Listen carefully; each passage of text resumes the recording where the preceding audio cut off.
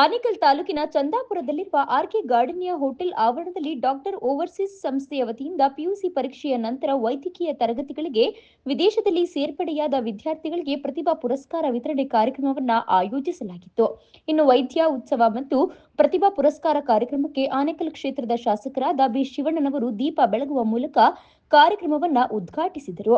ಇನ್ನು ವೈದ್ಯ ಉತ್ಸವ ಕಾರ್ಯಕ್ರಮದ ಅಡಿಯಲ್ಲಿ ವಿದ್ಯಾರ್ಥಿಗಳಿಗೆ ಪ್ರತಿಭಾ ಪುರಸ್ಕಾರ ನೀಡಲಾಯಿತು. ಇನ್ನು ಪ್ರಥಮ ಬಹುಮಾನ 5 ಲಕ್ಷ, ದ್ವಿತೀಯ ಬಹುಮಾನ 3 ಲಕ್ಷ ಮತ್ತು ತೃತೀಯ ಬಹುಮಾನ 2 ಲಕ್ಷ ನೀಡಿ ಗೌರವಿಸಲಾಯಿತು. ಇನ್ನು ಈ ವೇಳೆ ಡಾಕ್ಟರ್ ಓವರ್ಸೀಸ್ ಸಂಸ್ಥೆಯ ಮುಖ್ಯಸ್ಥರಾದ ಹರಿ ನರೇಂದ್ರರವರು ಮಾತನಾಡಿ, ಡಾಕ್ಟರ್ ಓವರ್ಸೀಸ್ ಸಂಸ್ಥೆಯ ವತಿಯಿಂದ ಪ್ರತಿ ವರ್ಷವೂ ಸುಮಾರು 150 ವಿದ್ಯಾರ್ಥಿಗಳು ವೈದ್ಯಕೀಯ ತರಗತಿಗಳಿಗಾಗಿ ವಿದೇಶಕ್ಕೆ ತೆರಳುತ್ತಾರೆ. 6 ವರ್ಷಗಳ ಕಾಲ ವಿದ್ಯಾರ್ಥಿಗಳ ಜೊತೆಗೆ ಸಂಸ್ಥೆಯು ಅವರೊಂದಿಗಿದ್ದು ವಿದೇಶದಲ್ಲಿ ಯಾವುದೇ ತೊಂದರೆಯಾಗದಂತೆ ನೋಡಿಕೊಳ್ಳಲಾಗುವುದು. ಉತ್ತಮ ಸೇವೆ ನೀಡುತ್ತಿರುವುದರಿಂದ ಪ್ರತಿ ವರ್ಷ ವಿದ್ಯಾರ್ಥಿಗಳ ಸಂಖ್ಯೆ ಹೆಚ್ಚಾಗುತ್ತಿದೆ. ಗ್ರಾಮೀಣ ಪ್ರದೇಶದಲ್ಲಿ ವೈದ್ಯರು ಹೆಚ್ಚಾಗಬೇಕು.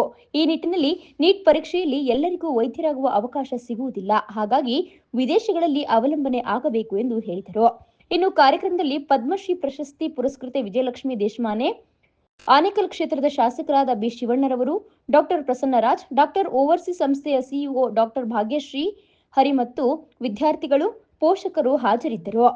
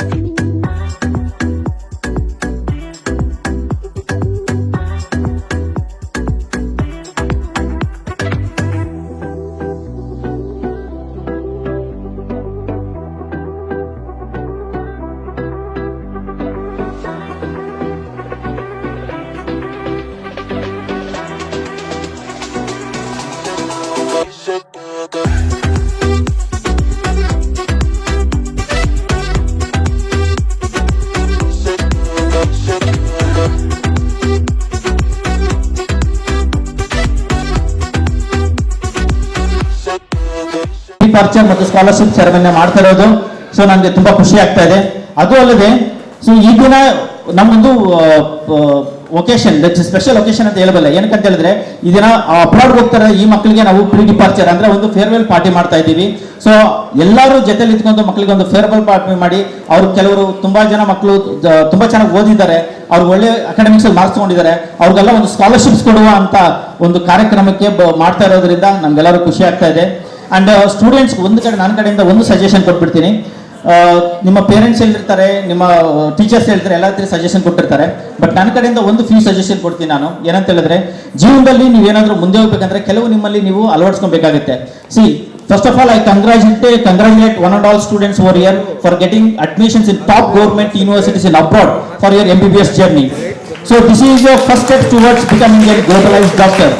ಓಕೆ, ಸೊ ನೀವು ಗ್ಲೋಬಲೈಸ್ ಡಾಕ್ಟರ್ಸ್ ಅಂದ್ರೆ ವಿದೇಶಕ್ಕೆ ಹೋಗ್ತೀರಾ. ವಿದೇಶಕ್ಕೆ ಹೋದಾಗ ಸೊ ನಿಮ್ಮದೇ ಆದಂತ ಒಂದು ಕ್ಯಾರೆಕ್ಟರಿಸ್ಟಿಕ್ಸ್ ಇನ್ವಾಲ್ವ್ ಮಾಡ್ಕೊಬೇಕಾಗುತ್ತೆ. ಫಸ್ಟ್ ಥಿಂಗ್, ನಿಮ್ಮನ್ನ ನೀವು ರೆಪ್ರೆಸೆಂಟ್ ಮಾಡ್ಕೊಳ್ಳೋದು ವೆರಿ ಇಂಪಾರ್ಟೆಂಟ್. ಯಾಕಂದ್ರೆ ವಿದೇಶಕ್ಕೆ ಹೋಗ್ತಾ ಇರ್ತೀರಾ. ಸೊ ವಿದೇಶಕ್ಕೆ ಹೋದಾಗ ನೀವು ಅಲ್ಲಿ ಒಂದು ಪರ್ಟಿಕ್ಯುಲರ್ ಕಂಟ್ರಿಗೆ ಹೋದಾಗ ಅಲ್ಲಿ ಹೊಸ ಕಲ್ಚರ್ ಇರುತ್ತೆ, ಹೊಸ ಕಂಟ್ರಿ ಇರುತ್ತೆ, ಹೊಸ ಕ್ಲೈಮೇಟ್ ಇರುತ್ತೆ. ಆ ಕಲ್ಚರ್ನ ನೀವು ರೆಸ್ಪೆಕ್ಟ್ ಮಾಡಿಕೊಂಡು ನಮ್ಮ ಕಲ್ಚರ್ನ ಉಳಿಸ್ಕೊಬೇಕಾಗುತ್ತೆ. That is very important. ಯಾಕಂದ್ರೆ ನೀವು ಏನೇ ಒಂದು ತಪ್ಪು ಮಾಡಿದ್ರೆ being an Indian student is done like that ಅಂತ ಹೇಳ್ತಾರೆ. ಸೊ ಅದರಿಂದ ಡೈರೆಕ್ಟ್ ಆಗಿ ನಿಮ್ಗೆ ಬೆರಳು ಬಂದ್ಬಿಟ್ಟು ದೇಶದ ಕಡೆ ಆಗುತ್ತೆ. ಸೊ ಅದರಿಂದ ನಿಮ್ಮ ಡಿಗ್ರಿ ಮಾಡುವ ಎಷ್ಟು ನಿಮ್ ಜವಾಬ್ದಾರಿ ಇತ್ತೋ ಅಷ್ಟೇ ಜವಾಬ್ದಾರಿ ನಮ್ಮ ದೇಶದ ಮಾನ ಮರ್ಯಾದೆ ಕಾಪಾಡೋದು ನಿಮ್ ಕೈಲಿರುತ್ತೆ. ನೀವೇನೇ ಒಂದು ಸಣ್ಣ ಪುಟ್ಟ ತಪ್ಪು ಮಾಡಿದ್ರು ಅದು ದೇಶಕ್ಕೆ ಪಾಯಿಂಟ್ ಔಟ್ ಆಗುತ್ತೆ. ಸೊ ನಿಮ್ಮನ್ನು ನೀವು ರೆಪ್ರೆಸೆಂಟ್ ಮಾಡ್ಕೊಳೋದು ತುಂಬಾ ಇಂಪಾರ್ಟೆಂಟ್. ಸೊ ನಿಮ್ಮನ್ನು ನೀವು ರೆಪ್ರೆಸೆಂಟ್ ಮಾಡ್ಕೊಳ್ಳೋದು ವಿಚಾರಕ್ಕೆ ಬಂದಾಗ, ಸೊ ಮೇಡಮ್ ಅವ್ರದ್ದು ಒಂದು ಬುಕ್ ರಿವೀಲ್ ಮಾಡಿದೆ. ಅದೇ ರೀತಿಯಲ್ಲಿ ನಾವು ತುಂಬಾ ಬುಕ್ಸ್ ಓದ್ತಾ ಇರ್ತೀನಿ. ಸೊ ಅದರಲ್ಲಿ ಒಂದು ವ್ಯಕ್ತಿಯ, ನಾನು ಯಾವಾಗಲೂ ಆ ವ್ಯಕ್ತಿಯ ಬುಕ್ ಓದುವಾಗ ಒಂದು ವಿಚಾರ ನನಗೆ ತುಂಬಾ ಇಷ್ಟ ಆಗಿದೆ ಅಂದ್ರೆ ಡಾಕ್ಟರ್ BR ಅಂಬೇಡ್ಕರ್ ಅವರು. ಸೊ ಅವರಲ್ಲಿ ಏನು ನನಗೆ ತುಂಬಾ ಇಷ್ಟ ಆಗಿದೆ, ಇವಾಗಲೂ ನನ್ನಲ್ಲಿ ಅದನ್ನ ಅಳವಡಿಸ್ಕೊಂಡು ಹೋಗ್ತಾ ಇದ್ದೀನಿ. ಏನಂದ್ರೆ ಅವ್ರು ತುಂಬಾ ಚೆನ್ನಾಗಿ ರೆಪ್ರೆಸೆಂಟ್ ಮಾಡ್ತಾ ಇದ್ರು. ಅವರು ಸ್ಕೂಲ್ ಡೇಸ್ ಇಂದ ಅವರು ಪೂರ್ತಿ ಅವ್ರ ಕೋರ್ಸ್ ಅವರು ಲೈಕ್ ಅವರು ಕೊನೆ ಉಸಿರಿರೋವರೆಗೂ ಅವರು ತುಂಬಾ ಚೆನ್ನಾಗಿ ರೆಪ್ರೆಸೆಂಟ್ ಮಾಡ್ಕೊಂತ ಇದ್ರು. ಯಾವಾಗಲೂ ಐರನ್ ಡ್ರೆಸ್ ಹಾಕೊಂಡು ಹೋಗ್ತಾ ಇದ್ರು. ಸ್ಕೂಲ್ಸ್ ಅಲ್ಲಿ 100 ವರ್ಷ ಹಿಂದೆ ತಗೊಂಡಾಗ ನಿಮಗೆ ಗೌರ್ಮೆಂಟ್ ಸ್ಕೂಲ್ಸ್ ಪರಿಸ್ಥಿತಿ ಯಾವ ಥರ ಇತ್ತು ಅಂತ ಗೊತ್ತು. ಹಳೆ ಬಟ್ಟೆ ಹಾಕೊಂಡು ಅರ್ಧೋಗಿರೋ ಬಟ್ಟೆ ಹಾಕೊಂಡು ಹೋಗ್ತಾ ಇದ್ರು. ಬಟ್ ಆದ್ರೂ ಡಾಕ್ಟರ್ BR ಅಂಬೇಡ್ಕರ್ ಅವರು ಆವಾಗಲೂ ಅವರು ಐರನ್ ಮಾಡ್ಕೊಂಡು ಬಟ್ಟೆ ಅವರು ಒಂದು ಸ್ಕೂಲ್ಗೆ ಹೋಗ್ತಾ ಇದ್ರು. ಅವ್ರನ್ನ ಅವ್ರು ಆ ಥರ ಐರನ್ ಮಾಡ್ಕೊಂಡು ಐರನ್ ಬಾಕ್ಸ್ ಇರಲಿಲ್ಲ. ಬಟ್ ಆ ವ್ಯಕ್ತಿ ಏನ್ ಮಾಡ್ತಾ ಇದ್ರು ಅಂದ್ರೆ ಒಂದು ಚೆಂಬಲ್ಲಿ ಬಿಸಿ ನೀರು ಹಾಕ್ಬಿಟ್ಟು ಆ ಬಟ್ಟೆನ ಐರನ್ ಮಾಡ್ಕೊಂಡು ಹೋಗ್ತಾ ಇದ್ರು. ಸೊ ನೀವೇನಾದ್ರೂ ಮಾಡ್ಬೇಕಂತ ಇದ್ರೆ ನಿಮ್ಮಲ್ಲಿ ಆ ಛಲ ಇರಬೇಕು, ರೀಸನ್ಸ್ ಹೇಳ್ಬಾರ್ದು. ಓಕೆ, ಸೊ ಅದೇ ರೀತಿಯಲ್ಲಿ ನಿಮ್ಮೆಲ್ಲ ರೀತಿಯಲ್ಲಿ ಆ ವ್ಯಕ್ತಿಯು ಒಂದು ಲಾ ಮಾಡೋದಕ್ಕೆ UK ಹೋಗಿ USA ಹೋಗ್ಬಿಟ್ಟು ಅವರು PhD ಮಾಡ್ಕೊಂಡು ಅವ್ರು ಎಲ್ಲಾ ರೀತಿಯಲ್ಲಿ ಜ್ಞಾನವನ್ನು ತಗೊಂಡ್ಬಂದು ಇಲ್ಲಿ ಒಂದು ಕಾನ್ಸ್ಟಿಟ್ಯೂಷನ್ ಫಾರ್ಮ್ ಮಾಡಿದ್ರು. ಅದೇ ಕಾನ್ಸ್ಟಿಟ್ಯೂಷನ್ ನೀವು ಕೂಡ ಇದ್ದೀವಿ. ಇನ್ನೊಂದಿದ್ರೆ ಸೆಕೆಂಡ್ ಥಿಂಗ್ ಬಂದ್ಬಿಟ್ಟು ನಿಮ್ಮ ಕ್ಯಾರೆಕ್ಟರ್, ನಿಮ್ಮ ರೂಟ್ಸ್ ಯಾವುದೇ ಕಾರಣಕ್ಕೂ ಮರೆಯಕ್ಕೆ ಹೋಗಬೇಡಿ. ನಿಮ್ಮ ರೂಟ್ಸ್ ಆರ್ ವೆರಿ ಇಂಪಾರ್ಟೆಂಟ್. ಈಗ ನಿಮ್ಮ ತಂದೆ ತಾಯಿ ಹುಟ್ಟಿದಾಗಿಂದ ಒಂದು ರೂಟ್ಸ್ ಅಂತ ನಿಮ್ಗೆ ಕೊಟ್ಟಿರ್ತಾರೆ, ಅದನ್ನ ಯಾವುದೇ ಕಾರಣಕ್ಕೂ ಮರೆಯಕ್ಕೆ ಹೋಗಬೇಡಿ. ಓಕೆ, ಸೊ ಸ್ವಾಮಿ ವಿವೇಕಾನಂದರು ಚಿಕಾಗೋದಲ್ಲಿ ಅವರು ಸಮ್ಮೇಳನಕ್ಕೆ ಹೋದಾಗ ಯಾರೋ ಒಬ್ರು ಫಾರಿನ್ ಪರ್ಸನ್ ಬಂದು ಹೇಳ್ತಾರೆ, ಸರ್ ವೈಯರು ಡ್ರೆಸ್ಸಿಪ್ ಈ ತರ ಡ್ರೆಸ್ಅಪ್ ಹಾಕಿದ್ರ, ಯಾವುದೋ ಒಂದು ಖಾದಿ ಡ್ರೆಸ್ ಹಾಕೊಂಡಿರ್ತಾರೆ, ಒಂದು ಜೆಂಟ್ಲ್ಮ್ಯಾನ್ ತರ ಇರಕ್ಕಾಗಲ್ವಾ ಅಂತ ಕೇಳಿದಾಗ ಸ್ವಾಮಿ ವಿವೇಕಾನಂದರು ಹೇಳ್ತಾರೆ, ನಿನ್ನ ದೇಶದಲ್ಲಿ ನೀನು ಹಾಕಿರೋ ಬಟ್ಟೆ ನೋಡ್ಬಿಟ್ಟು ನೀನು ಜೆಂಟ್ಲ್ಮ್ಯಾನ್ ಅಂತಾರೆ, ಆದ್ರೆ ನನ್ನ ದೇಶದಲ್ಲಿ ಒಂದು ವ್ಯಕ್ತಿಯ ಕ್ಯಾರೆಕ್ಟರಿಸ್ಟಿಕ್ ನೋಡಿ ಜೆಂಟ್ಲ್ಮ್ಯಾನ್ ಅಂತ ಹೇಳ್ತಾರೆ ಅನ್ಬಿಟ್ಟು. ಸೊ ಅದರಿಂದ ತಮ್ಮಗಿರೋ ರೂಟ್ಸ್ ಅಂಡ್ ಕ್ಯಾರೆಕ್ಟರ್ಸ್ ಯಾವುದೇ ಕಾರಣಕ್ಕೂ ನೀವು ಮರೆಯಕ್ಕೆ ಹೋಗ್ಬೇಡಿ. ಅಂಡ್ ಕೊನೆಯದಾಗಿ ಇನ್ನೊಂದು ಮಾತಾಡ್ಬಿಡ್ತೀನಿ. ಸೊ ನೀವು ಜೀವನದಲ್ಲಿ ನೆಕ್ಸ್ಟ್ ಸಕ್ಸಸ್ ಆಗ್ಬೇಕಂದ್ರೆ 4 ವಿಚಾರಗಳು ನಾವು ಫಾಲೋ ಮಾಡಬೇಕಾಗತ್ತೆ. ಓಕೆ, ಒಂದು ಕೃಷಿತೋ ನಾಸ್ತಿ ದುರ್ಭಿಕ್ಷಂ ಜಪದೋ ನಾಸ್ತಿ ಪಾತಕಂ ಮೌನೇನ ಕಲಂ ನಾಸ್ತಿ ಜಾಗರೂಪ ಭಯಂ ನಾಸ್ತಿ. ಕೃಷಿತೋ ನಾಸ್ತಿ ದುರ್ಭಿಕ್ಷಂ, ಕೃಷಿ ಅಂತ ಹೇಳಿದ್ರೆ ಕೆಲಸ, do your duty, the duty will give you the food. ಇಲ್ಲಿ ವೇದಿಕೆ ಮೇಲೆ ಮಹಾನ್ ಭಾವರು ಅವ್ರು ಮಾಡಿರೋ ಹಾರ್ಡ್ ವರ್ಕ್ ಇಂದಾನೆ ಅವ್ರಿಗೆ ಇಲ್ಲಿ ಸಕ್ಸಸ್ ಸಿಕ್ಕಿರೋದು. ಸುಮ್ಮನೆ ಕುತ್ಕೊಂಡು ದೇವ್ರ ಮುಂದೆ ನನಗೆ ಏನಾದ್ರು ಆಶೀರ್ವಾದ ಮಾಡಿದ್ರೆ ಆಗೋದಿಲ್ಲ. ನೀನು ಹಾರ್ಡ್ ವರ್ಕ್ ಮಾಡಿದ್ರೆ ಮಾತ್ರನೇ ನಿಮ್ಗೆ ಜೀವನದಲ್ಲಿ ಸಕ್ಸಸ್ ಸಿಗುತ್ತೆ. ಓಕೆ, ಸೊ ಸೆಕೆಂಡ್ ಥಿಂಗ್ ಬಂದ್ಬಿಟ್ಟು ನಿಮ್ಗೆ ಜಪದೋ ನಾಸ್ತಿ ಪಾತಕಂ. ಸೊ ಜಪ ತಪ ಅನ್ನೋದು ವೆರಿ ಇಂಪಾರ್ಟೆಂಟ್. ನಿಮ್ಮ ರೂಟ್ಸ್ ನೀವು ಮರೆಯಕ್ಕೆ ಹೋಗ್ಬೇಡಿ ಅಂತ ಆಲ್ರೆಡಿ ಹೇಳಿದೆ. ನಿಮ್ಮ ಕಲ್ಚರ್ಸ್ ಇರ್ಬೋದು, ಯಾವುದೇ ಕಾರಣಕ್ಕೂ ಮರೆಯಕ್ಕೆ ಹೋಗ್ಬೇಡಿ. ಮೇನ್ ಥಿಂಗ್ ಏನಂತ ಹೇಳಿದ್ರೆ ಇವಾಗ being a doctors is very important. ಯಾಕೆ ಯಾವ್ದೋ ಒಂದು ಎಮರ್ಜೆನ್ಸಿ ವಿಚಾರಕ್ಕೆ ಬಂದಾಗ ನೀವು ಯಾವ್ದೊಂದು ಹಾಸ್ಪಿಟಲ್ ಹೋಗ್ತೀರಾ, ಅಲ್ಲಿ ಬಂದ್ಬಿಟ್ಟು ಡಾಕ್ಟರ್ ಏನ್ ಹೇಳ್ತಾರೆ, ಸರ್ ನನ್ನ ಕೈಯಲ್ಲಿ ಎಷ್ಟಾಗುತ್ತೆ ಅಷ್ಟು ನಾನು ಪ್ರಯತ್ನ ಬೀಳ್ತೀನಿ, ಮಿಕ್ಕಿದೆಲ್ಲ ದೇವ್ರು ಬಿಡ್ತೀನಿ ಅಂತ ಹೇಳ್ತಾರಲ್ಲ. ಸೊ ಅದರಿಂದ being a doctors it's very good to ನಿಮ್ಗೆಲ್ಲರೂ ಪ್ರತಿಯೊಬ್ಬರು ಒಂದು ದೇವರನ್ನ ನಂಬಿಕೆ ಇಟ್ಕೊಬೇಕು. ಇವಾಗ ನಮ್ಗೆ ಇಲ್ಲಿ ನಾರಾಯಣ ಹೃದಯ ಗೊತ್ತು, ಬೊಮ್ಮಸಂದ್ರದಲ್ಲಿ ಇದೆ. So one of the biggest hospital ಮುಂದೆ ನೀವು ಹೋಗಿದ್ದೀರ ಅಂತ ಹೇಳಿದ್ರೆ ಒಂದೇ ಟೂಮಲ್ಲಿ 4 ದೇವಸ್ಥಾನಗಳಿದೆ. ಈ ಕಡೆ ಯಾರು ಹೋಗಿದ್ರೆ ಒಂದ್ಸರಿ ವಿಸಿಟ್ ಮಾಡಿದ್ರೆ ನಿಮ್ಗೆ ಗೊತ್ತಿರುತ್ತೆ.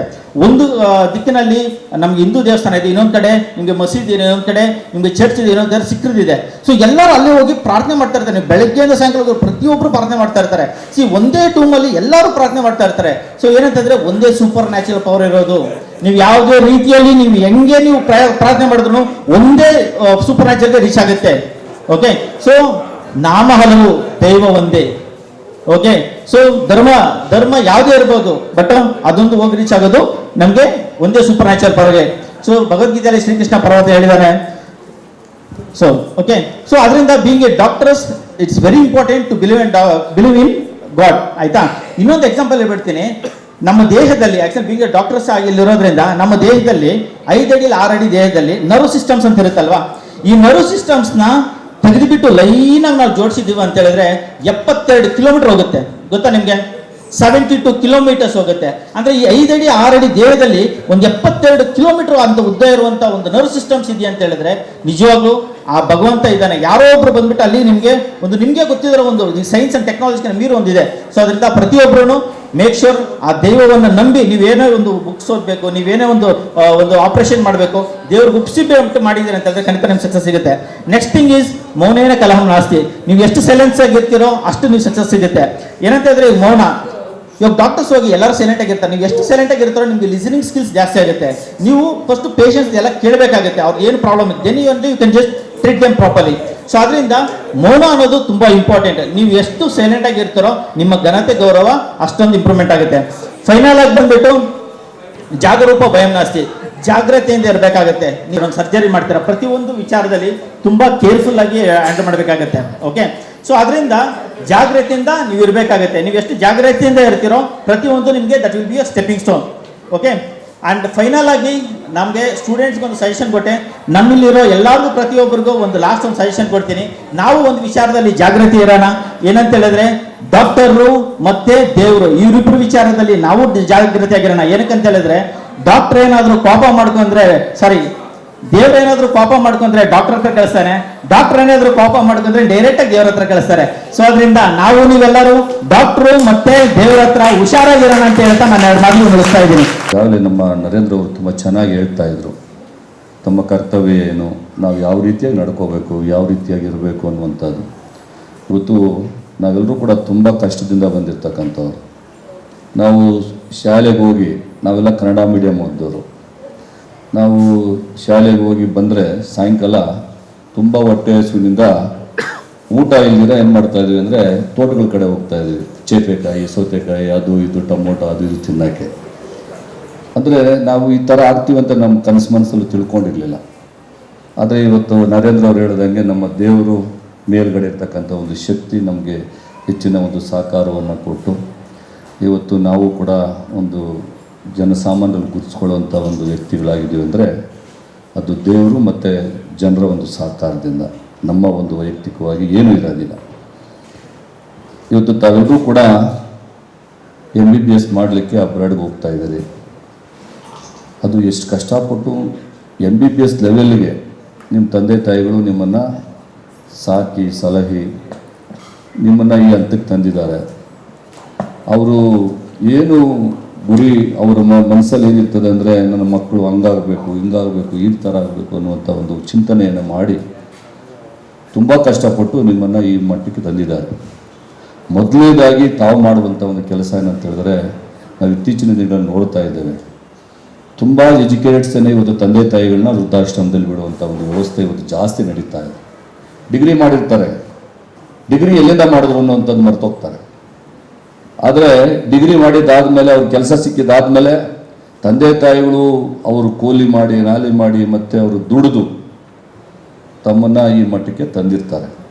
ಆದರೆ ಅದೆಲ್ಲನೂ ಕೂಡ ಮರ್ತೋಗ್ಬಿಟ್ಟು ಮುಂದೆ ಏನು ಮಾಡ್ತಾರೆ ಅಂತ ಹೇಳಿದ್ರೆ ತಂದೆ ತಾಯಿ ವೃದ್ಧಾಶ್ರಮಕ್ಕೆ ಸೇರಿಸುವಂಥ ಒಂದು ವ್ಯವಸ್ಥೆ ಇತ್ತೀಚಿನ ದಿನಗಳಲ್ಲಿ ಹೆಚ್ಚು ನಡೀತಾ ಇದೆ. ತುಂಬ ನೋವಿನ ಸಂಗತಿ. ಆದರೆ ಯಾರಿವತ್ತು ವೃದ್ಧಾಶ್ರಮಕ್ಕೆ ಸೇರಿಸುವಂಥ ಒಂದು ನಮ್ಮ ಪ್ರಜೆಗಳಿದ್ದಾರೆ, ಅವರು ಕೂಡ ವೃದ್ಧರಾಗ್ತಾರೆ, ಮುಂದಿನ ದಿನಗಳಲ್ಲಿ ಅವರು ವೃದ್ಧರಾಗ್ತಾರೆ ಅನ್ನುವಂಥ ಒಂದು ಚಿಂತನೆ ಅವ್ರ ಮೈಂಡ್ಸಲ್ಲಿ ಬರ್ತಾ ಇಲ್ಲ. ಅವ್ರ ಮಕ್ಕಳು ಕೂಡ ಅದೇ ಥರ ಮಾಡ್ತಾರೆ. ಆ ರೀತಿಯಾಗಿ ಆಗಬಾರ್ದು. ಯಾಕಂದರೆ ಮೊದಲನೇದಾಗಿ ನಮ್ಮ ತಂದೆ ತಾಯಿಗಳಿಗೆ ಹೆಚ್ಚಿನ ಒಂದು ಗೌರವವನ್ನು ಕೊಡೋದ್ರ ಮುಖಾಂತರ ಅವರು ನಮ್ಮನ್ನು ಏನು ಸಾಕಿ ಸಲಹೆ ಈ ಮಟ್ಟಕ್ಕೆ ತಂದಿದ್ದಾರೆ, ಮೊದಲನೇದಾಗಿ ಅವರಿಗೆ ಹೆಚ್ಚಿನ ಒಂದು ಗೌರವ ಮತ್ತು ಅವರು ವೃದ್ಧರಾದಂಥ ಸಂದರ್ಭದಲ್ಲಿ ನೀವು ಊರ್ಗೋಲಾಗಿ ಅವರಿಗೆ ಹೆಚ್ಚಿನ ರೀತಿಯಲ್ಲಿ ನೋಡ್ಕೋಬೇಕಾಗ್ತದೆ. ಇವತ್ತು ನೀವು MBBS ಮಾಡಲಿಕ್ಕೆ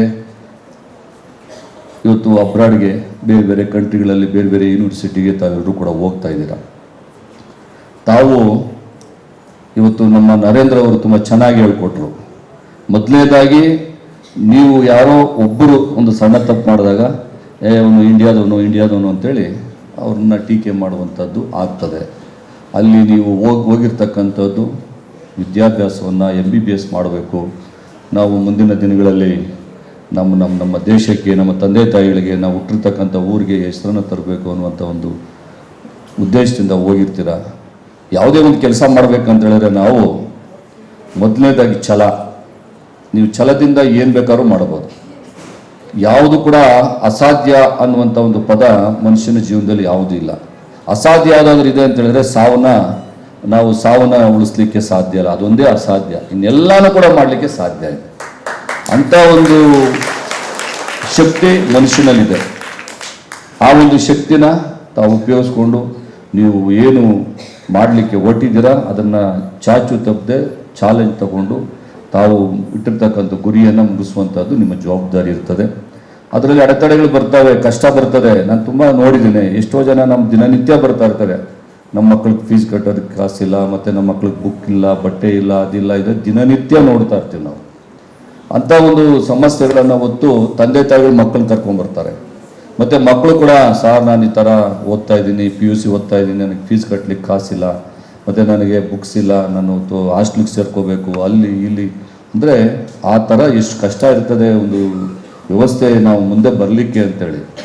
ಅದಕ್ಕೋಸ್ಕರ ನಿಮ್ಮ ಜೀವನದಲ್ಲಿ ನಿಷ್ಠೆ, ನಿಯತ್ತು, ಪ್ರಾಮಾಣಿಕತೆ ಮತ್ತು ಕಷ್ಟ ಅಂದರೆ ಕಷ್ಟಪಡುವಂಥದ್ದು, ಆ ಒಂದು 4 ತತ್ವಗಳನ್ನು ತಮ್ಮ ಜೀವನದಲ್ಲಿ ಅಳವಡಿಸ್ಕೋಬೇಕು. ನಿಷ್ಠೆಯಿಂದ ನಿಯತ್ತಾಗಿ ಪ್ರಾಮಾಣಿಕವಾಗಿ ನಾವು ಕೆಲಸ ಮಾಡಿದ್ರೆ ದೇವರು ಯಾರು ಕೈ ಹಿಡಿದಿಲ್ಲ ಅಂದರೂ ಕೂಡ ನಮ್ಮ ದೇವರು ಕೈ ಹಿಡಿತಾನೆ. ಅದನ್ನು ತಾವು ಅರ್ಥ ಮಾಡ್ಕೋಬೇಕು. ಆ ಒಂದು ನಿಟ್ಟಿನಲ್ಲಿ ತಾವೆಲ್ಲರೂ ಕೂಡ ತಮ್ಮ ಒಂದು ಜೀವನದ ಮುಂದಿನ ಗುರಿಯನ್ನು ಸಾಧಿಸುವಂಥದ್ದಕ್ಕೆ ತಾವೆಲ್ಲರೂ ಕೂಡ ಹೋಗಬೇಕು. ನಾನು ಕೂಡ ಎಷ್ಟೋ ಜನ ಬರ್ತಾರೆ, ಪಾಪ MBBS ಮಾಡಬೇಕು ಸರ್, ಇಂಜಿನಿಯರಿಂಗ್ ಮಾಡಬೇಕು, ನನಗೆ ತುಂಬ ಕಷ್ಟ, ನನಗೆ ಲೋನ್ ಕೊಡಿಸಿ, ಇದರಲ್ಲಿ ಬ್ಯಾಂಕಲ್ಲಿ ಲೋನ್ ಕೊಡಿಸಿ, ಇಲ್ಲ ಸರ್ಕಾರದಿಂದ ನಮಗೆ ಹೆಚ್ಚಿನ ಒಂದು ಸಹಕಾರವನ್ನು ಕೊಡಿಸಿ ಅಂತೇಳಿ ಎಷ್ಟೋ ಜನ ಬರ್ತಾ ಇರ್ತಾರೆ. ಆದರೆ ಈ ಥರ ನಮ್ಮ ನರೇಂದ್ರ ಅವರು ಈ ರೀತಿಯಾದಂಥ ಒಂದು ವ್ಯವಸ್ಥೆಯನ್ನು ಇವತ್ತು ಅಬ್ರಾಡಲ್ಲಿ ನಮ್ಮ ಥರನೇ ಎಲ್ಲ ಮಕ್ಕಳು ಕೂಡ ಓದಲಿ, MBBS ಮಾಡಲಿ, ಮತ್ತು ಈ ದೇಶಕ್ಕೆ ಹೆಚ್ಚಿನ ರೀತಿಯ ಸೇವೆಯನ್ನು ಮಾಡಲಿ ಅನ್ನುವಂಥ ಉದ್ದೇಶದಿಂದ ಪಾಪ ಅವರಿಗೆ ಸಹಕಾರವನ್ನು, ಅವರಿಗೆ ರೋಟು ಎಷ್ಟೋ ಜನಕ್ಕೆ ಗೊತ್ತಿರಲ್ಲ. ನಾವು ಬೆಂಗಳೂರಿಗೆ ಹೋದ್ರೇ ಯಾವ ಊರಲ್ಲಿದ್ದೀವಿ, ಎಲ್ಲಿದ್ದೀವಿ ಅಂತ ಗೊತ್ತಾಗಲ್ಲ ನಮಗೆ. ಎಷ್ಟೋ ಜನಕ್ಕೆ ಗೊತ್ತೇ ಇರೋದಿಲ್ಲ. ಅಂಥದನ್ನು ಇವತ್ತು ಬೇರೆ ದೇಶಕ್ಕೆ ಕಳಿಸಿ ಅಲ್ಲೇ ಅವರಿಗೆ ರೋಟ್ ಈ ಥರ ಮಾಡಿ ಆ ಥರ ಮಾಡಿ ಅಂತೇಳಿ ಅವ್ರಿಗೆ ಎಲ್ಲ ರೀತಿಯಲ್ಲೂ ಕೂಡ ಅವರಿಗೆ ಡೈರೆಕ್ಷನ್ ಕೊಟ್ಟು, ಮತ್ತೆ ಅದ್ರ ಜೊತೆಯಲ್ಲಿ ಸಹಕಾರವನ್ನು, ಹಣದ ಸಹಕಾರವನ್ನು ಕೊಡುವಂಥದ್ದು. ಎಷ್ಟೋ ಜನ ಇವತ್ತು ನಮ್ಮ ಕಣ್ಣು ಮುಂದೆ ಸಾವಿರಾರು ಕೋಟಿ, ಲಕ್ಷಾಂತರ ಕೋಟಿ ಹೊಂದಿರ್ತಕ್ಕಂಥ ಈ ಸಮಾಜದಲ್ಲಿ ದುಡಿದು ಎಷ್ಟೋ ಲಕ್ಷಾಂತರ ಕೋಟಿ ಇಟ್ಕೊಂಡಿರ್ತಕ್ಕಂಥವ್ರು ಅವರೇನೇನು ಕೂಡ ಲೆವೆಲ್ ಆಗಿ ಅವರು ರಾಜರ ರೀತಿಯಲ್ಲಿ ಜೀವನ ಮಾಡುವಂಥ ಪ್ರವೃತ್ತಿಯನ್ನು ಬೆಳೆಸ್ಕೊಂಡಿರ್ತಾರೆ. ಆದರೆ ಇಂಥ ಮನೋಭಾವ ಬಂದಿರಲ್ಲ.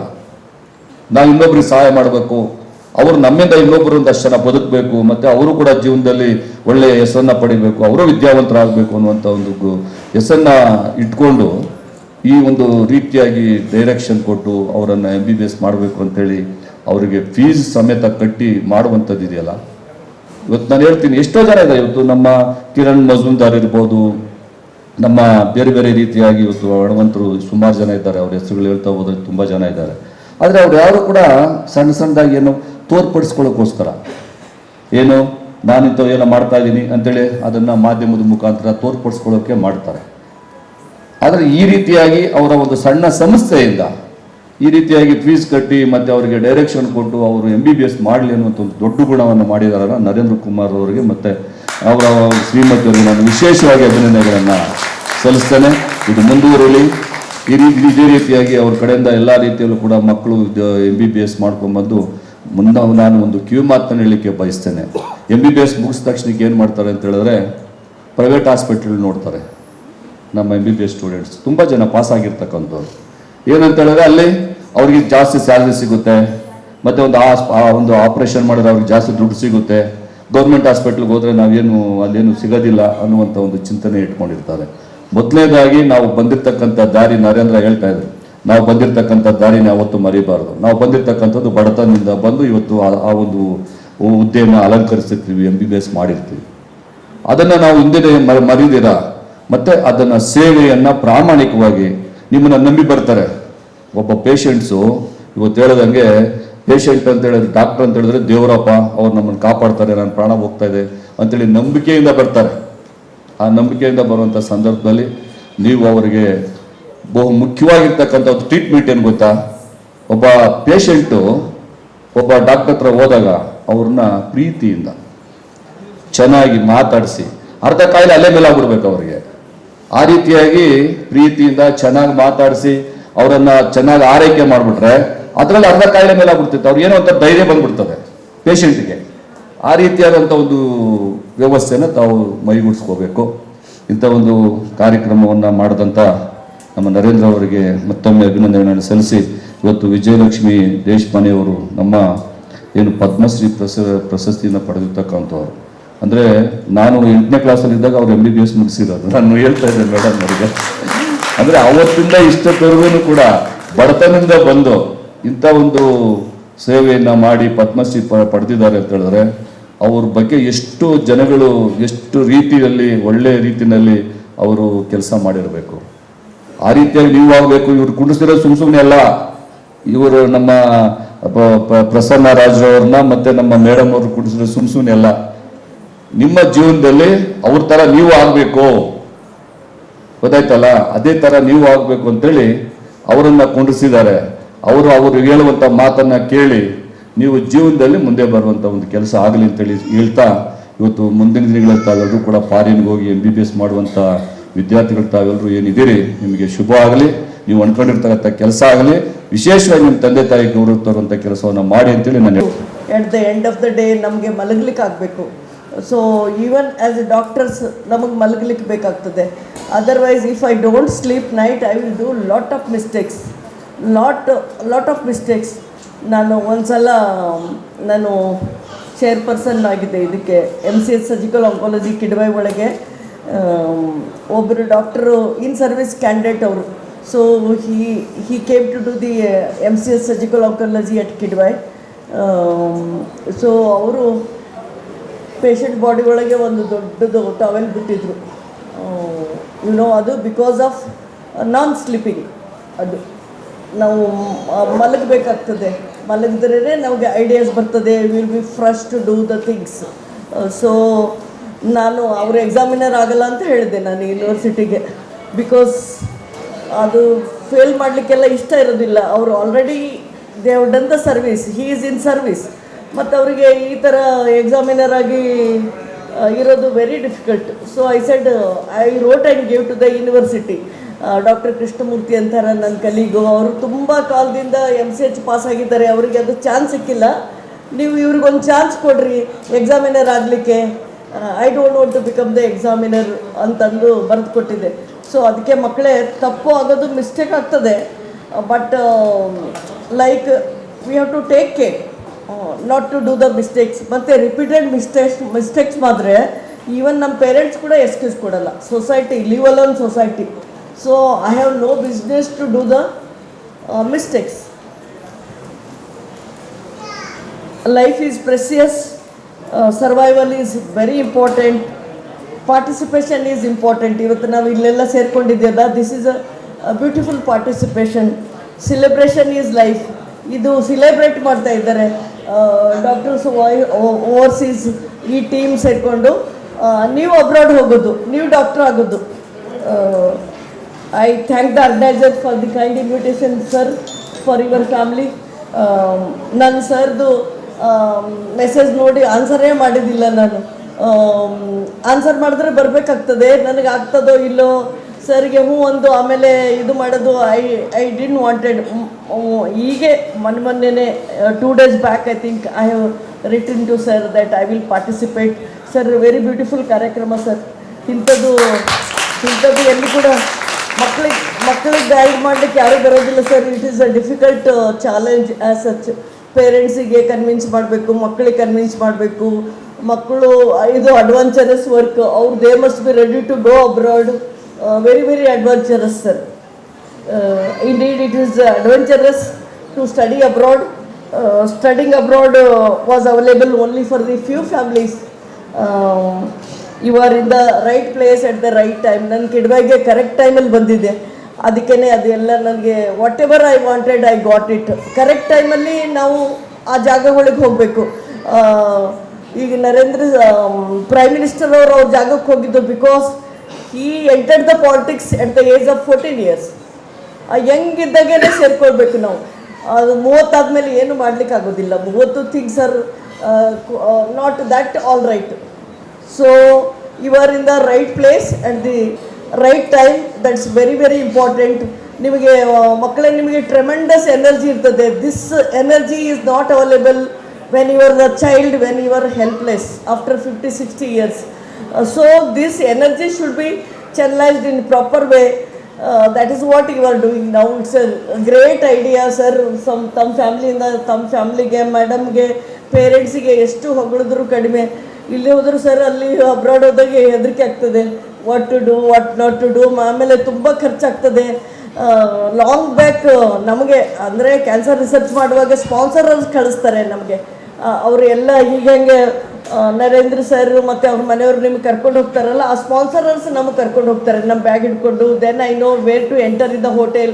ಅಲ್ಲಿ ಹಳೆ ಕಾಲದಲ್ಲಿ ನಾನು ಅಮೇರಿಕಾ ಹೋದಾಗೆ ಒಂದು ಬಾಟಲ್ ನೀರು ಇಫ್ ಯು ಟೇಕ್ ಅವಾಗೇ 2000 ಆಗ್ತಿತ್ತು. ಇವಾಗ ಇನ್ನೂ ಜಾಸ್ತಿ ಇರಬೇಕು. So very difficult. ಇವರು ನಿಮಗೆಲ್ಲ ಗೈಡ್ ಮಾಡ್ತಾರಲ್ಲ, it becomes very easy. Under the leadership of Modiji Bhai, this Bharat is going to become the superpower. You are going to enjoy the superpower. ನನ್ನ ಗೆಳತಿ ನಾನು ಅಮೇರಿಕಾದಾಗ ಹೋದಾಗೆ ಅವ್ರ ಮನೇಲಿದ್ದೆ. ಅವ್ರು ಹೇಳಿದರು ಡೆವಲಪ್ಡ್ ನೇಷನ್ ಅಂದರೆ ಯು ಗೆಟ್ ಫ್ಲೆಂಟಿನೆಸ್, ನಿಮಗೆಲ್ಲ ಸಿಗ್ತದೆ. ಕುಂತಲ್ಲೇನೆ. That is developed nation. Narendra Modiji sir ಅವರು ಹಗಲು ರಾತ್ರಿ ನಮ್ಮ ಸಲುವಾಗಿ ಕಷ್ಟಪಡ್ತಾರೆ. ಅವ್ರ ಜೊತೆ ನಾವು ಕೂಡ ಜಾಯಿನ್ ಆಗೋಣ.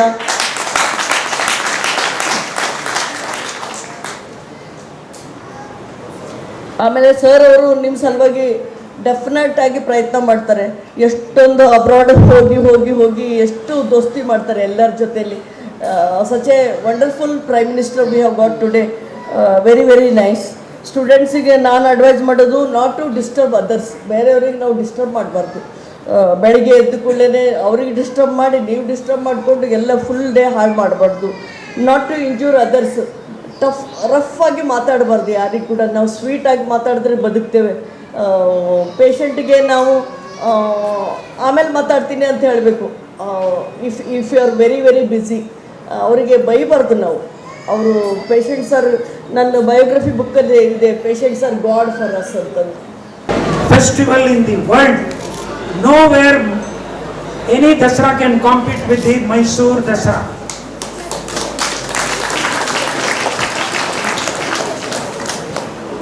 And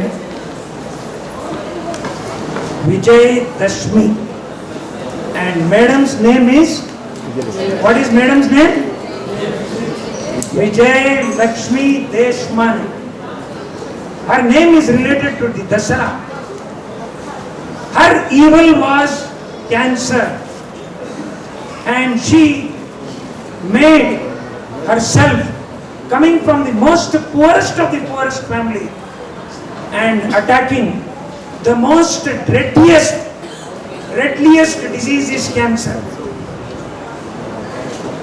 And her sacrifice is an embodiment. She did not marry because she has married medicine as a profession to attack the deadliest disease. There are some examples. There is one lady, Adyar Cancer Institute, Dr. Shanta. Dr. Shanta also did not marry, and at the age of 80, every MLA should touch the feet of Jayalalitha. If he doesn't touch, his ministry is gone. But Jayalalitha was touching the feet of Shanta.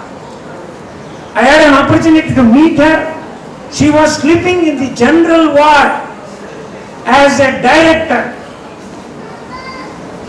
and she was dedicated to patient, 300 patients at the age of 80. She had a property worth of 50 crores. She donated to the cancer patients. So like this we have various sacrifices in the medical profession. Why you should become a doctor? Why did you select to be a doctor?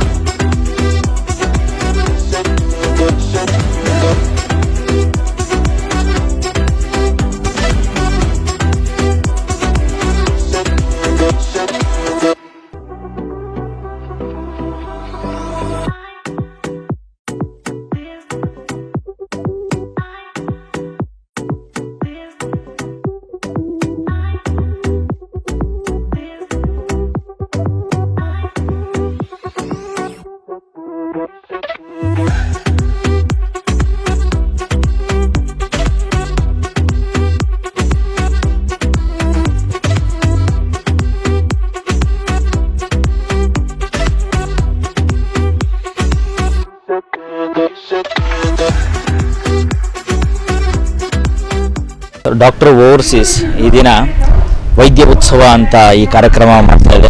ಇದು pre departure ಮತ್ತು scholarship ceremony. ನಮ್ಮ ಭಾರತದಲ್ಲಿ ಮಕ್ಕಳಿಗೆ government seat ಸಿಗೋದಿಲ್ಲ, ತುಂಬ ಕಷ್ಟ ಆಗುತ್ತೆ. ಯಾಕಂದರೆ ಸರಿಸುಮಾರು 25 ಲಕ್ಷ ಜನ ಸ್ಟೂಡೆಂಟ್ಸ್ ನೀಟ್ ಬರೀತಾರೆ, ಇರೋದೇ 1,10,000 ಸೀಟ್ಸು.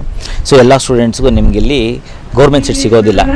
ಸೊ ಸ್ಟೂಡೆಂಟ್ಸ್ ಅಂದರೆ ತುಂಬ ಒದ್ದಾಡ್ತಾ ಇದ್ದಾರೆ ಮಕ್ಕಳು. ಯಾಕಂದರೆ ಇಲ್ಲಿ ಇನ್ ಕೇಸ್ ಗೌರ್ಮೆಂಟ್ ಸೀಟ್ ಸಿಕ್ಕಿಲ್ಲ ಅಂದರೆ 1 ಕೋಟಿಯಿಂದ 2 ಕೋಟಿ ಅವರು ಖರ್ಚು ಮಾಡಬೇಕಾಗತ್ತೆ MBBS ಮಾಡಬೇಕಂತ ಹೇಳಿದ್ರೆ. ಅದೇ ವಿದೇಶದಲ್ಲಿ ನಾವೇನಂತ ಹೇಳಿದ್ರೆ ನಮ್ಮ ಡಾಕ್ಟರ್ ಓವರ್ಸೀಸ್ ಕಡೆಯಿಂದ ಇಂಡಿಯಾದಲ್ಲಿ ಗೌರ್ಮೆಂಟ್ ಸೀಟ್ ಸಿಕ್ಕಿಲ್ವಾ ಚಿಂತೆ ಮಾಡಬೇಡಿ, ವಿದೇಶದಲ್ಲಿ ಗೌರ್ಮೆಂಟ್ ಯೂನಿವರ್ಸಿಟಿಯಲ್ಲಿ ಮಾಡಿ. ಸೊ ಇಲ್ಲಿ ಏನು ನಿಮಗೆ ಇಯರ್ಲಿ ಫೀಸ್ ಏನಿರುತ್ತೋ ಅದೇ ಫೀಸ್ ಅಲ್ಲಿ ಸಿಗುತ್ತೆ. ಸೊ ನಮಗೆ NMC ಗೈಡ್ಲೈನ್ಸ್, ಇವಾಗ ನಮ್ಮ ಈ ಕಾರ್ಯಕ್ರಮಕ್ಕೆ ನ್ಯಾಷನಲ್ ಮೆಡಿಕಲ್ ಕಮಿಷನ್ ಕಡೆಯಿಂದ ಅಡಿಷನಲ್ ಸೆಕ್ರೆಟರಿ ಎಲ್ಲ ಬಂದಿದ್ದಾರೆ. ಸೊ NMC ಏನು ಗೈಡ್ಲೈನ್ಸ್ ಕೊಡುತ್ತೋ ಆ ಥರ ಗೈಡ್ಲೈನ್ಸ್ನ ಫಾಲೋ ಮಾಡೋಂಥ ಯೂನಿವರ್ಸಿಟೀಸ್ ಮಾತ್ರ ನಾವು ಗೈಡ್ ಮಾಡ್ತೀವಿ. ಸೊ ಯೂನಿವರ್ಸಿಟೀಸ್ ಎಲ್ಲ ಹೇಗಿರುತ್ತೆ ಅಂತ ಹೇಳಿದ್ರೆ ಮಕ್ಕಳಿಗೆ ಎಂಡ್ ಟು ಎಂಡ್ ಗೈಡೆನ್ಸ್ ಇರುತ್ತೆ. ಇಲ್ಲಿಂದ ಡಾಕ್ಯುಮೆಂಟೇಷನು, ಪಾಸ್ಪೋರ್ಟು, ವೀಸಾ, ಸ್ಟೂಡೆಂಟ್ ಜೊತೆಲಿ ಟ್ರಾವೆಲ್ ಆಗಿ ಅಲ್ಲೇ ಅವ್ರನ್ನ ಸೆಟಲ್ ಮಾಡಿ ಆ ಯೂನಿವರ್ಸಿಟಿಯಲ್ಲಿ ನಮಗೆ ಕೋರ್ಡಿನೇಟರ್ಸ್ ಇರ್ತಾರೆ. ಸೊ 6 ವರ್ಷವರೆಗೂ ಮಕ್ಕಳಿಗೆ ನಾವು ರೆಸ್ಪಾನ್ಸಿಬಿಲಿಟಿ ತೊಗೊತೀವಿ. ಸೊ ಅದು ಅಲ್ಲದೆ ಮಕ್ಕಳು ಬಂದುಬಿಟ್ಟು ಇಲ್ಲಿ 98-90% ತೊಗೊಂಡಿರ್ತಾರೆ, ಬಟ್ ಅವ್ರಿಗೆ MBBS ಸೀಟ್ ಸಿಕ್ಕಿರೋದಿಲ್ಲ. ಈ ಥರ ಮಕ್ಕಳು ಹಾಗೂ ಪೋಷಕರು ನಿರಾಸೆಯಲ್ಲಿರ್ತಾರೆ. ಅವ್ರಿಗೆಲ್ಲ ಒಂದು ಉತ್ತೇಜನ ಕೊಡೋದಕ್ಕೋಸ್ಕರ ನಮ್ಮ ಕಡೆಯಿಂದ ವೈದ್ಯ ಶಿಕ್ಷಣ ಅನ್ನೋ ಒಂದು ಸ್ಕಾಲರ್ಶಿಪ್ಸ್ ಎಕ್ಸಾಮಿನೇಷನ್ಸ್ ಕಂಡಕ್ಟ್ ಮಾಡಿದ್ರಿ. ಈ ಎಕ್ಸಾಮಿನೇಷನ್ಸಲ್ಲಿ ಯಾರು ಟಾಪ್ ಬರ್ತಾರೋ ಆ ಮಕ್ಕಳಿಗೆ ಬಂದುಬಿಟ್ಟು ನಾವು ಸ್ಕಾಲರ್ಶಿಪ್ಸ್ ಅಮೌಂಟ್ ಕೊಡ್ತಾ ಇದ್ದೀವಿ. So first prize 5 lakh, second prize 3 lakh, third prize 2 lakh ಅಂತ ಕೊಡ್ತಾ ಇದ್ದೀವಿ. ಈ ದಿನ ಮಕ್ಕಳಿಗೆ ನಮ್ಮ ಶಾಸಕರು ಹಾಗೂ ನಮ್ಮ ಡಾಕ್ಟರ್ಸು ತುಂಬ NMCಯಿಂದ ಬಂದಿದ್ದಾರೆ, ಡೆಲ್ಲಿಯಿಂದ, ಹಾಗೂ ಪದ್ಮಶ್ರೀ ಅವಾರ್ಡ್ ತೆಗಿರೋ ನಮ್ಮ ವಿಜಯಲಕ್ಷ್ಮಿ ಮೇಡಮ್ ಬಂದಿದ್ದಾರೆ. ಸೊ ಈ ಥರ ಮಹಾನ್ ವ್ಯಕ್ತಿಗಳ ಕೈಯಿಂದ ಅವ್ರಿಗೊಂದು ಸ್ಕಾಲರ್ಶಿಪ್ಸ್ ಕೊಟ್ಟಿರೋದು ಒಂದು ನಮ್ಮ ಆರ್ಗನೈಸೇಷನ್ನ ಒಂದು ಪುಣ್ಯ ಅಂತ ಹೇಳ್ಕೊಬೋದು. ಸೊ ಈ ದಿನ ಈ ಕಾರ್ಯಕ್ರಮ ತುಂಬ ಚೆನ್ನಾಗಿ ಬಂದಿದೆ. ಇದೇ ವಾರದಲ್ಲಿ ಮಕ್ಕಳೆಲ್ಲ ಬಂದುಬಿಟ್ಟು ಅಬ್ರಾಡ್ಗೆ ಫ್ಲೈ ಆಗ್ತಾ ಇದ್ದಾರೆ. ಅವ್ರಿಗೆ ಎಂಡ್ ಟು ಎಂಡ್ ಗೈಡೆನ್ಸ್ ಕೊಡ್ತೀವಿ ಹಾಗೂ ಎಲ್ಲ ಮಕ್ಕಳಿಗೆ ಆಲ್ ದ ಬೆಸ್ಟ್ ಅಂತ ಹೇಳ್ತಾ ನಾನು 2 ಮಾತುಗಳು ಹೇಳ್ತಾ ಇದ್ದೀನಿ. ಸರ್ ಸಿಂಪಲ್ ಥಿಂಗ್ ಏನಂತ ಹೇಳಿದ್ರೆ ತುಂಬ ಆರ್ಗನೈಸೇಷನ್ಸ್ ಏನು ಮಾಡ್ತಾರೆ ಅಂತ ಹೇಳಿದ್ರೆ ಇಲ್ಲಿ ಒಂದು ದಂಧೆ ಮಾಡ್ಕೊಂಡ್ಬಿಟ್ಟಿದ್ದಾರೆ. ಯಾಕಂದರೆ ಅಲ್ಲಿರೋದು 20 ಲಕ್ಷ, ಇಲ್ಲಿರೋದು 30 ಲಕ್ಷ, ಈ ಥರ ದಂಧೆ ಮಾಡ್ಕೊಂಡಿದ್ದಾರೆ. ಸೊ ನಮ್ಮ ಆರ್ಗನೈಸೇಷನ್ ಏನು ಮಾಡ್ತೀವಿ ಅಂತಂದರೆ ಮಕ್ಕಳಿಗೆ ನೀವು ಯೂನಿವರ್ಸಿಟಿ ಗೌರ್ಮೆಂಟ್ ಕಟ್ಟಿದ್ರೆ ಗೌರ್ಮೆಂಟ್ ಕಟ್ಟಿ, ಡಾಕ್ಯುಮೆಂಟೇಷನ್ ಮಾಡೋ ಡಾಕ್ಯುಮೆಂಟ್ಸ್ ಮಾಡಿ, ವೀಸಾ ಮಾಡೋ ಫೀಸ್ ವೀಸಾ ಕಟ್ಟಿ. ಯಾವುದೇ ಕಾರಣಕ್ಕೂ ಥರ್ಡ್ ಪರ್ಸನ್ ನಾವು ಇನ್ವಾಲ್ವ್ ಮಾಡೋದಿಲ್ಲ. ಡೈರೆಕ್ಟ್ ಯೂನಿವರ್ಸಿಟಿಯಿಂದ ಅಡ್ಮಿಷನ್ ಲೆಟರ್ ಬರುತ್ತೆ, ಮಕ್ಕಳು ಡೈರೆಕ್ಟಾಗಿ ಯೂನಿವರ್ಸಿಟಿಗೆ ಪೇಮೆಂಟ್ ಮಾಡ್ತಾರೆ. ಇಲ್ಲಿ ಡಾಕ್ಯುಮೆಂಟೇಷನ್ಸು, ಫೀಸು ಏನೇನಿದೆಯೋ ಎಲ್ಲ ಪ್ರತಿಯೊಂದು ನಾವು ಮುಂದೆ ಇದ್ಕೊಂಡು ಅವ್ರಿಗೆ ಒಂದು ಇಡೀ ಕರ್ನಾಟಕದಲ್ಲಿ ತುಂಬ ಕಮ್ಮಿ ವೆಚ್ಚದಲ್ಲಿ ಡಾಕ್ಯುಮೆಂಟೇಷನ್ ಫೀಸ್ ತೊಗೊಂಡು ಅವ್ರ ಮಕ್ಕಳಿಗೆ ಒಂದು ಸಪೋರ್ಟ್ ಮಾಡ್ತಾ ಇದ್ದೀವಿ, ಒಂದು ಸೇವೆಯಾಗಿ ಮಾಡ್ತಾ ಇದ್ದೀವಿ. ಯಾಕಂದರೆ ನಮ್ಮ ರೂರಲ್ ಏರಿಯಾದಲ್ಲಿ ತುಂಬ ಜನ ಮಕ್ಕಳಿಗೆ ಈ MBBS ವಿದೇಶದಲ್ಲಿ ಇಷ್ಟು ಕಮ್ಮಿಗೆ ಆಗುತ್ತೆ ಅಂತ ಗೊತ್ತಿಲ್ಲ. ಎಲ್ಲರೂ ಕೋಟಿಗಟ್ಟಲೆ ಖರ್ಚಾಗುತ್ತೆ ಅಂದ್ಬಿಟ್ಟು ಅವರ ಕನಸುಗಳನ್ನೇ ದೂರ ಮಾಡ್ಕೊತಾ ಇದ್ದಾರೆ. ಸೊ ಅದರಿಂದ ಎಲ್ಲ ಮಕ್ಕಳಿಗೆ ನಾವು ಒಂದು ಗೈಡೆನ್ಸ್ ಕೊಟ್ಟು ಅವ್ರ ಜೀವನದಲ್ಲಿ ಮುಂದೆ ಹೋಗಲಿ, ಅವ್ರಿಗೊಂದು ಗೈಡೆನ್ಸ್ ಸಿಗಲಿ, ಹಾಗೂ ಅವರ ಆಸೆಗಳು ಮತ್ತು ಅವ್ರ ಕನಸುಗಳು ನಿರಾಸೆ ಆಗಬಾರ್ದು ಅಂದ್ಬಿಟ್ಟು ಈ ಕಾರ್ಯಕ್ರಮ ಮಾಡ್ತಾ ಇದ್ದೀವಿ. ನಮ್ಮ ಆರ್ಗನೈಸೇಷನ್ ಪ್ರತಿ ವರ್ಷ ಸರಿಸುಮಾರು 100ರಿಂದ 150 ಸ್ಟೂಡೆಂಟ್ಸು ನಮ್ಮ ಕಡೆಯಿಂದ ಅಬ್ರಾಡ್ ಫ್ಲೈ ಆಗ್ತಾರೆ. 10 ವರ್ಷದಿಂದ ಈ ಆರ್ಗನೈಸೇಷನ್ ನಡ್ಸ್ಕೊಂಡ್ ಬರ್ತಾ ಇದ್ದೀವಿ. ಸರಿಸುಮಾರು ಒಂದು 1500ರಿಂದ 1800 ಸ್ಟೂಡೆಂಟ್ಸು ನಮ್ಮ ಕಡೆಯಿಂದ ವಿದೇಶಕ್ಕೆ ಫ್ಲೈ ಆಗಿದ್ದಾರೆ. ಸೊ ಎಲ್ಲ ಪ್ರತಿಯೊಂದು ಸ್ಟೂಡೆಂಟು ಅವರು ಅಲ್ಲಿ MBBS ಮುಗಿಸ್ಕೊಂಡು ಬರೋವರೆಗೂ ನಮ್ಮ ರೆಸ್ಪಾನ್ಸಿಬಿಲಿಟಿ ಇರುತ್ತೆ ಮಕ್ಕಳಿಗೆ. ಹಾಗೂ ಪೋಷಕರಾಗಿ ವಿದೇಶಕ್ಕೆ ಹೋದ್ಮೇಲೆ ಯಾವ ಥರ ಏನು ಅಂತ ಅವ್ರಿಗೊಂದು ಭಯ ಇರುತ್ತೆ. ಆದರೆ ಯಾವುದೇ ರೀತಿ ಭಯಪಡೋ ಅವಶ್ಯಕತೆ ಇಲ್ಲ. ನಾವೆಲ್ಲ ರೀತಿಯಲ್ಲಿ ಮುಂದೆ ಇರ್ತೀವಿ. ನಿಮ್ಮ ಮಕ್ಕಳಿಗೆ ಸೇಫ್ಟಿ ಸೆಕ್ಯೂರಿಟಿ ನಾವೇ ನೋಡ್ಕೊತೀವಿ. ಟೋಟಲ್ 6 ವರ್ಷ ಮಕ್ಕಳು ಸೇಫ್ ಆಗಿ ಬರ್ತಾರೆ. ಸೊ ಏನು ಚಿಂತೆ ಮಾಡೋ ಅವಶ್ಯಕತೆ ಇರೋದಿಲ್ಲ. ಆಫ್ ದಿಸ್ ಕಂಪ್ನಿ ಇವತ್ತು ಡಿಪಾರ್ಚರ್ ಸೆರೆಮನಿ ನಡೀತಾ ಇದೆ. ಸೊ ಇಂಡಿಯಾದಲ್ಲಿ ತುಂಬ ಸ್ಟೂಡೆಂಟ್ಸ್ಗೆ ನೀಟಲ್ಲಿ ಎಲಿಜಿಬಲ್ ಬಂದರೂ ಕೂಡ ಅವ್ರಿಗೆ ಸೀಟ್ ಸಿಗಲ್ಲ, ಗೌರ್ಮೆಂಟ್ ಸೀಟ್ ಸಿಗಲ್ಲ. ಸೊ ನಾವು ಅದಕ್ಕೋಸ್ಕರ ಏನು ಮಾಡ್ತೀವಿ ಅಂದರೆ ಅಬ್ರಾಡಲ್ಲಿ ಗೌರ್ಮೆಂಟ್ ಸೀಟ್ ಸಿಗೋ ಥರ ಮಾಡ್ತೀವಿ. ಅಂದರೆ ಅಲ್ಲಿ ಕೂಡ ಗೌರ್ಮೆಂಟ್ ಕಾಲೇಜಲ್ಲಿ, ಯೂನಿವರ್ಸಿಟೀಸಲ್ಲೇ ಕಮ್ಮಿ ಬಜೆಟಲ್ಲಿ, ಇಲ್ಲಿ ಗೌರ್ಮೆಂಟ್ ಸೀಟ್ಸ್ಗೆ ನೀವು ಎಷ್ಟು ಪೇ ಮಾಡ್ತೀರೋ ಅದೇ ಬಜೆಟಲ್ಲಿ ನಾವು ಗೌರ್ಮೆಂಟ್ ಅಬ್ರಾಡಲ್ಲಿ ಸಜೆಸ್ಟ್ ಮಾಡಿಕೊಡ್ತೀವಿ ಅವ್ರಿಗೆ. ಸೊ ಇವತ್ತು ಏನು ವಿಶೇಷ ಅಂದರೆ ಇವರು ನೀಟಲ್ಲಿ ಎಲಿಜಿಬಲ್ ಆಗಿರ್ತಾರೆ, ಬಟ್ ಗೌರ್ಮೆಂಟ್ ಸೀಟ್ ಸಿಕ್ಕಿಲ್ಲ ಅಂದ್ಬಿಟ್ಟು ಡಿಪ್ರೆಷನ್ಗೆ ಹೋಗ್ಬಿಟ್ಟಿರ್ತಾರೆ. ನಾವು ಅಂಥವ್ರಿಗೆ ಇನ್ನೊಂದು ಸರಿ ಎಕ್ಸಾಮ್ನ ಕಂಡಕ್ಟ್ ಮಾಡಿಬಿಟ್ಟು ಅದರಲ್ಲಿ ಫಸ್ಟು, ಸೆಕೆಂಡ್, ಥರ್ಡ್ ಅಂತ ಮಾಡಿ ಅವ್ರಿಗೆ ಸ್ಕಾಲರ್ಶಿಪ್ ಕೊಡ್ತೀವಿ. 5 lakhs, 3 lakhs, 2 lakhs ಅಂತ. ಸೊ ಇವತ್ತೆಲ್ಲರೂ ಖುಷಿಯಾಗಿದ್ದಾರೆ, ನನಗೂ ಕೂಡ ತುಂಬ ಖುಷಿ ಇದೆ.